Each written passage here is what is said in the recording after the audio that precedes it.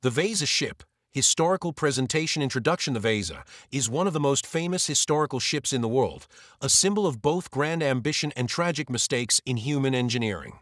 Although her maiden voyage lasted only a few hundred meters, this very misfortune and her extraordinary preservation made her an invaluable source of knowledge about the 17th century, Swedish history, and seafaring of the time. Today, the Vasa is the centerpiece attraction in Stockholm, drawing millions of visitors from around the globe. Historical background. To understand the Vasa, we must look at the historical context. In the early 17th century, Sweden was on the rise. Under the rule of King Gustav II Adolf, the country was becoming one of the most powerful forces in Northern Europe. Its strength lay in exports of iron, copper, and timber, but also in its ambitious expansion across the Baltic Sea. The Baltic was the key economic and strategic region, serving as a vital artery for trade between Russia, Poland, Germany, and Denmark. Sweden often clashed with the Polish-Lithuanian Commonwealth, Denmark, and other powers. To assert its dominance, Sweden needed a strong navy. Out of this need arose the idea of building the Vasa, a ship that would represent Swedish might and play a decisive role in the war with Poland. Construction and design. Construction began in 1626 in Stockholm, under the direction of shipbuilder Henrik Heibertson. The Vasa was designed as a first-rate warship, equipped with 2 full-gun decks, a rarity in Scandinavia at that time.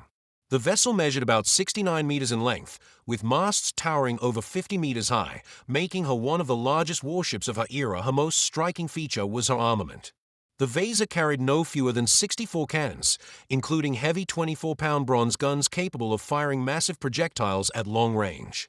This firepower would have given her a decisive edge in naval battles on the Baltic. Beyond her military purpose, the Vasa was also a prestige symbol. The ship was adorned with hundreds of carvings and sculptures depicting gods, lions, griffins, allegorical figures, and mythological scenes.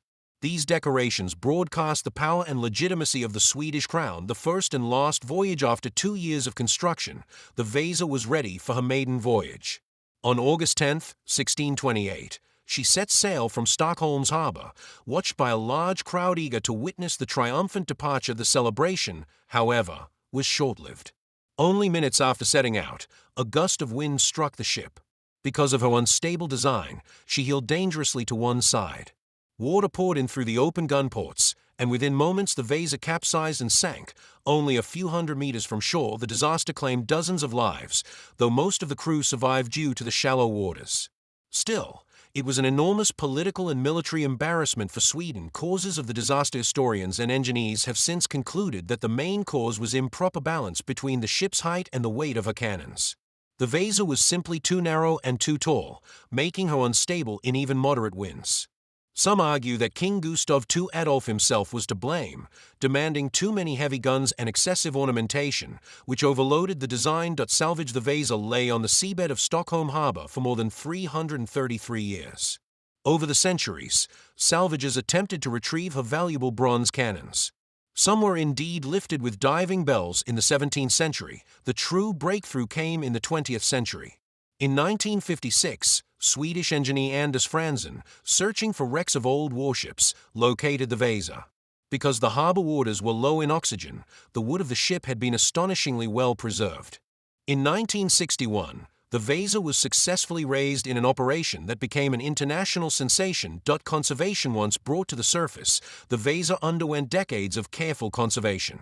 To prevent the wood from deteriorating, she was treated with polyethylene glycol, PEG, or chemical that gradually replaced water in the timbers and stabilized the structure. This became one of the largest and most complex conservation projects in history. The Vasa Museum. Today, the ship is the central exhibit of the Vasa Museum in Stockholm, which opened in 1990.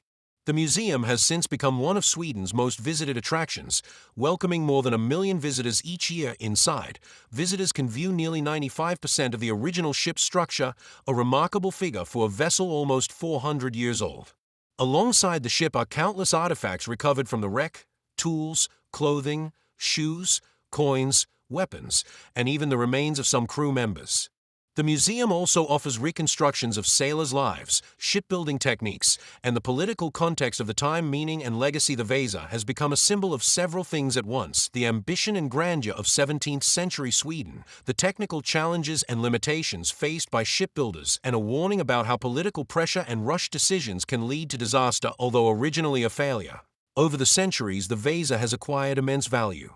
Today, she is considered the best-preserved 17th-century ship in the world, serving as a unique source of knowledge for historians, archaeologists, and engineers. Conclusion: the story of the Vasa is one of human dreams, mistakes, and ingenuity.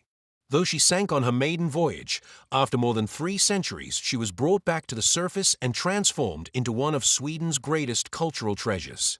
Her legacy proves that even from tragedy, something invaluable can emerge.